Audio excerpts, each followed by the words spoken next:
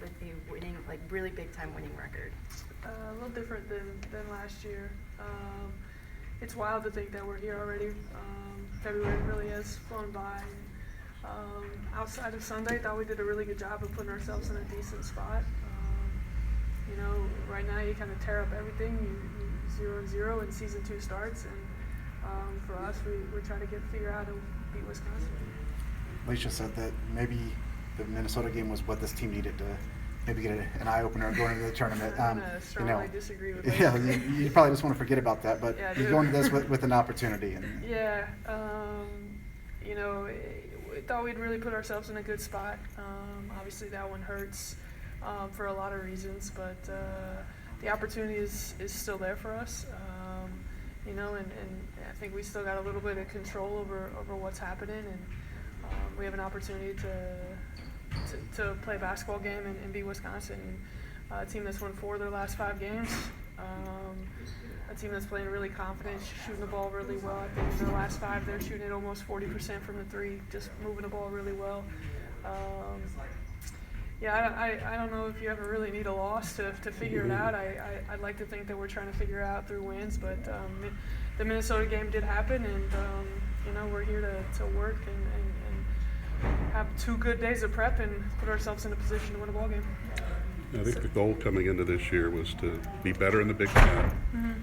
Obviously make the NCAA tournament. I mean, do you feel like you've made strides in that area as far as showing progress in this program?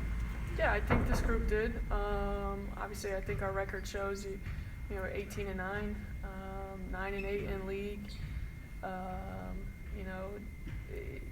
The 2 games that we missed, we didn't play the Campbell game because we really wanted to support women's basketball.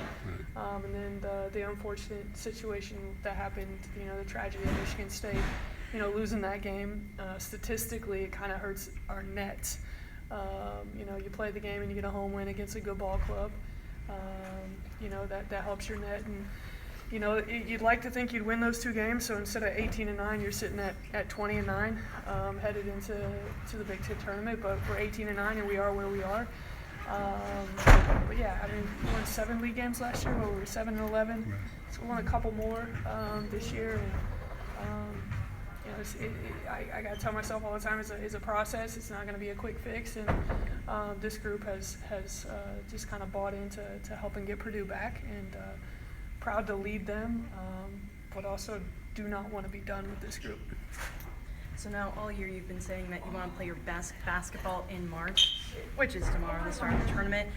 Do you feel that your team is kind of at that point to play their best basketball now? Yeah, I thought we were. I mean, in our last 10 games, it was 7-3, and 2 of our losses are to Indiana, who happen to be pretty damn good. And then the Minnesota game, just bad day for us and a really good day for them. Give them credit. So, I feel like we've been playing pretty well. Hopefully, Sunday was just an anomaly, and we can get back to being who we are. And I know you guys have heard me say this, and something we'll preach to our group, like just let's go be us and be us the best we can be, and give ourselves the best chance to win. So obviously in tournament play, it's kind of difficult to not want to look ahead to the next game and try and play on as long as you possibly can. So how do you keep your team focused at one game at a time? Oh, I think this group gets it. We're not in a position to chase down a Big Ten regular season championship. We're not talking about winning the Big Ten tournament right now. We're talking about beating Wisconsin, and we'll keep it right at that. You've incorporated more zone with your defense this year. Yeah, imagine that. But I mean, what forced you to go that direction, and just how has that helped you guys this year? Yeah, I think it's really just personal based on the other team. When you look at the teams that we have been able to zone, it's when teams got 1 or 2 solid shooters who we can match up with, but everybody else is a driver, so we want to clog big and wall up without fouling. So. Maybe playing zone, put JT on the all-defensive team. I don't know. I'm not so sure about that one, but I think we're allowed to hide some pieces on the defensive end when we do go to zone. But our group has bought into it. We go zone against Illinois, Ohio State, zoned Penn State a little bit, probably more than we thought we could. And honestly, going into the Illinois game, we intended to play some zone, but not as much as we did, and it just kind of worked, and so we stuck with it. And we're not guarding Ohio State man to man. Like, come on, like, I don't know how good of a coach I am, but I'm not that dumb. So. Obviously, any tournament, sort of a back against the wall situation where if you lose that game, you're out. But also, you add in the factors with Martine, the balance a little bit. How do you feel like this team has responded in those types of situations where it's been sort of you have to prove it? Yeah, we'll see today in practice. We took yesterday off. In our group text yesterday, they said all the right things.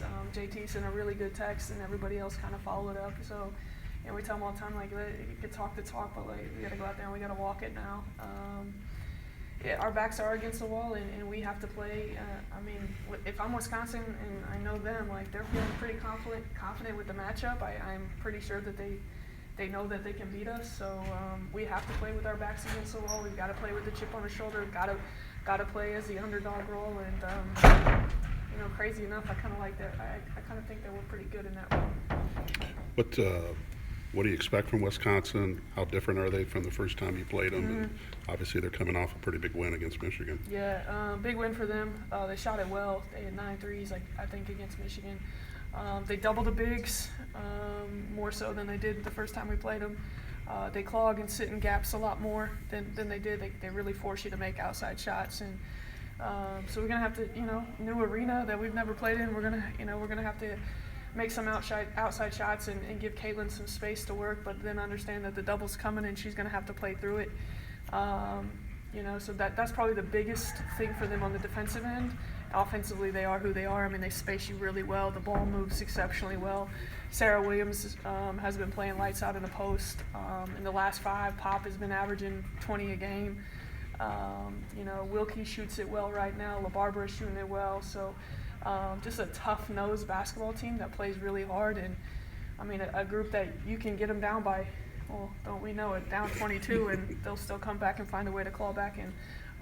So expect a hard-fought physical game for 40 minutes, and I think whoever imposes their will the toughest will give themselves the chance to win the game.